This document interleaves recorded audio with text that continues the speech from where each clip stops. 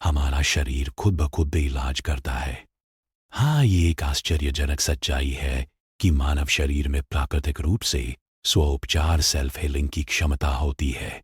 यह प्रक्रिया हमारे शरीर की जटिल जैविक प्रणालियों पर आधारित है, जैसे प्रतिरक्षा प्रणाली, इम्यून सिस्टम, पुनर्जननाना, रिजनरेशन और विभिन्न कोशिकाओं की मरम्मत क्षमता।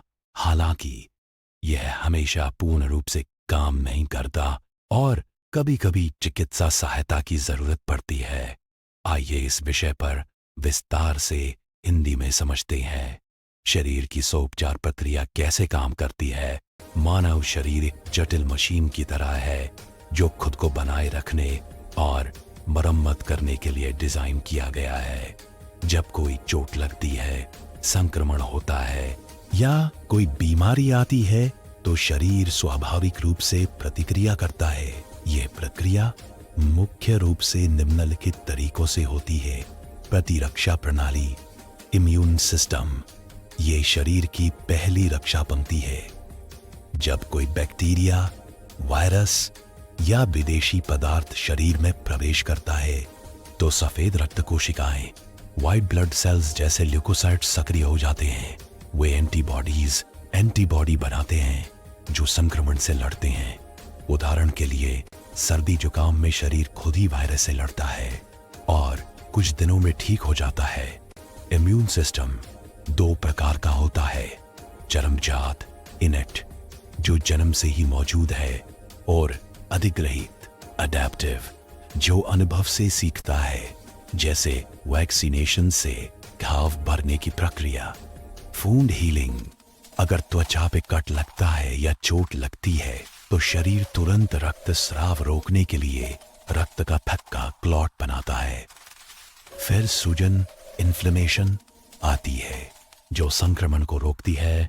उसके बाद नई कोशिकाएं बढ़ती है और ऊतक टिश्यू की मरम्मत होती है। ये प्रक्रिया 4 चरणों में होती है। हेमोस्टेसिस, रक्तस्राव रोकना। प्लेटलेट्स सक्रिय होकर थक्का बनाते हैं।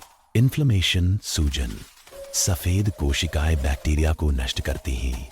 प्रोलिफरेशन, वृद्धि, नई रक्तवाहिकाएं और कोशिकाएं बनती हैं। रिमॉडलिंग, पुनर्निर्माण, घाव मजबूत हो जाता है। छोटे घाव कुछ दिनों में खुद ठीक हो जाते हैं, लेकिन बड़े घावों में डॉक्टर की मदद चाहिए। हड्डियों की मरम्मत, बोन हीलिंग, अगर हड्डी टूटती है तो शरीर खुद ही उसे जोड़ने की कोशिश करता है। पहले सूजन आती है, फिर नरम ऊतक कॉलस बनता है जो बाद में कठोर हड्डी में बदल जाता है। ये प्रक्रिया 6 हफ्तों में पूरी हो सकती है, लेकिन सही पोषण, कैल्शियम, विटामिन डी जरूरी है। अंगों का पुनर्जनन, रीजनरेशन, कुछ अंग खुद को पुनः उत्पन्न कर सकते हैं। उदाहरण, लीवर, यकृत। लीवर का सत्ती जाए हिस्सा भी कट जाए तो ये खुद को पुनः बना सकता है। ये कोशिकाओं की तेज विभाजन क्षमता के कारण होता है। त्वचा और बाल, त्वचा की ऊपरी परत हर 2-4 हफ्तों में नई बनती है। हालांकि हृदय या मस्तिष्क जैसी कोशिकाएं ज्यादा पुनर्जनन नहीं करती, इसलिए उनमें चोट स्थायी हो सकती है। किन कारकों पर निर्भर करता है स्वोपचार? शरीर की स्वोपचार क्षमता कई कारकों पर निर्भर करती है। पोषण, प्रोटीन, विटामिन जैसे सी और ई और मिनरल्स शरीर की मरम्मत के लिए जरूरी है। कमी होने पर इलाज धीमा हो जाता है। उम्र, बच्चे और युवा तेजी से ठीक होते हैं, जबकि बुजुर्गों में प्रक्रिया धीमी होती है। स्वास्थ्य स्थिति, मधुमेह, डायबिटीज या कमजोर इम्यून सिस्टम वाली बीमारियां जैसे एचपी स्वोपचार को प्रभावित करती हैं। जीवन शैली, व्यायाम, नींद और तनाव मुक्ति शरीर की हीलिंग पावर बढ़ाते हैं, जबकि धूम्रपान या शराब इसे कमजोर करती है। पर्यावरण, स्वच्छ वातावरण संक्रमण को रोकता है। 3. कब चिकित्सा सहायता की जरूरत पड़ती है? हालांकि शरीर खुद इलाज करता है, लेकिन सभी मामलों में नहीं। उदाहरण, गंभीर संक्रमण जैसे निमोनिया में एंटीबायोटिक्स की जरूरत होती है। कैंसर जैसी बीमारियां जहां कोशिकाएं अनियंत्रित बढ़ती है। शरीर अकेला नहीं लड़ सकता है।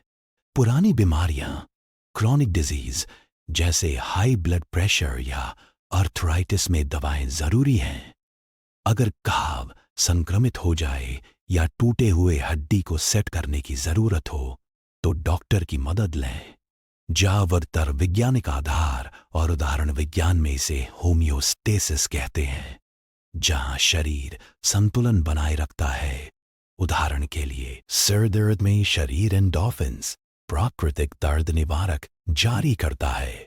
योग और ध्यान जैसी प्रथाएं शरीर की स्व उपचार क्षमता को बढ़ाती है। स्टेम सेल रिसर्च से पता चला है कि भविष्य में हम शरीर के पुनर्जनन को और मजबूत कर सकते हैं।